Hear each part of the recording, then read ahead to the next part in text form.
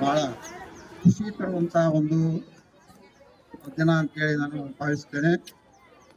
ಈಗ ಈ ಒಂದು ವೇದಿಕೆಯ ಮೇಲೆ ಆಸೀನರಾಗಿರ್ತಕ್ಕಂಥ ಈ ಒಂದು ಸಂಸ್ಥೆಯ ಉಪನಿರ್ದೇಶಕರು ಹಾಗೂ ಈಗ ಅನುಪಸ್ಥಿತಿಯಲ್ಲಿರ್ತಕ್ಕಂಥ ಅತಿಥಿ ಅವರು ಈಗಾಗಲೇ ನಿರ್ಗಮಿಸಿದ್ದಾರೆ. ಅವರೆಲ್ಲರಿಗೂ ಕೂಡ ನಾನು ಅವರಿಗೆ ವಂದನೆಗಳನ್ನು ಹೇಳ್ತಾ, ಈ ಒಂದು ಕಾರ್ಯಕ್ರಮ ನಮ್ಮ ಮೊಮ್ಮಕ್ಕಳ ಜೊತೆಗೆ ಇವತ್ತಿನ ದಿವಸ ನಾವು ಇಲ್ಲಿಗೆ ಆಗಮಿಸಿದ್ದೇವೆ ಅಂತ ಹೇಳಿದ್ರೆ ಬಹಳ ಸಂತೋಷ ಬರುತ್ತೆ. ಈ ಒಂದು ಸಂದರ್ಭ ಎಂತಂತ ಹೇಳಿದ್ರೆ, ಇಂಥ ಕಾರ್ಯಕ್ರಮ ಈ ಒಂದು ಸಂಸ್ಥೆಗಳಿಗೆ ಸದಾಕಾಲ ಇದೇ ರೀತಿ ನಡೀತಿರಬೇಕು ಅಂತ ಹೇಳಿ ಆಶಿಸುತ್ತೇನೆ.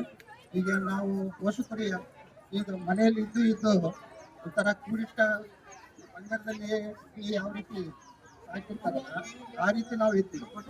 ಈ ಒಂದು ಕಾರ್ಯಕ್ರಮ ನಮ್ಮ ಬಂದು ಈ ಒಂಥರ ಗಿಡಿ ಹೊರಗೆ ಬಂದದಿಂದ ಹೊರಗೆ ಬಿದ್ದಾಗ ಯಾವ ರೀತಿ ಹಾರಾಡ್ಕೊಂಡು ಸಂತೋಷವಾಗಿ ಹೋಗುತ್ತೋ ಆ ರೀತಿ ನಮಗೆ ಕೂಡ ಸಂತೋಷ ಆಗಿದೆ. ಅದೇ ರೀತಿ ತಾವು ಕೂಡ ಸಂತೋಷದಿಂದ ಇವತ್ತು ಮೊಮ್ಮಕ್ಕಳ ಜೊತೆ ಎಂಜಾಯ್ ಮಾಡಿದ್ದೀರಿ.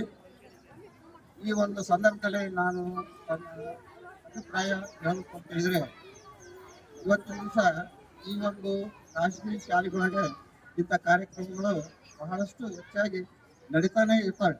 ಅದರಲ್ಲಿ ಇದು ಬಹಳ ಒಂದು ಸಂಸ್ಥೆ ಉತ್ತಮ ರೀತಿಯ ಕಾರ್ಯಕ್ರಮ ನಡೆಸಿಕೊಟ್ಟಿದ್ದೀರಿ.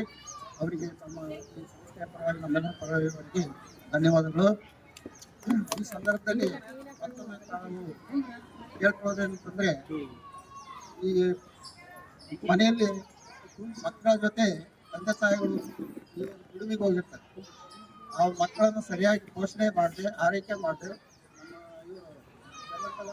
ನಮ್ಮ ಹೇಳಿದರು ಹಿರಿಯರು ಯಾವ ರೀತಿ ಇರಬೇಕು ಅಂತ ಹೇಳಿ ಪ್ರೀತಿ, ಕರುಣೆ, ಆಶ್ರಯ, ಆನಂದ ರಕ್ಷಣೆ ಅವ್ರನ್ನ ಮೊಮ್ಮಕ್ಕಳನ್ನ ಸಾಕಬೇಕು, ಅವರಿಗೆ ಮಾರ್ಗದರ್ಶಕರಾಗಿರ್ಬೇಕು ಅಂತೇಳಿ ಹೇಳಿದರು.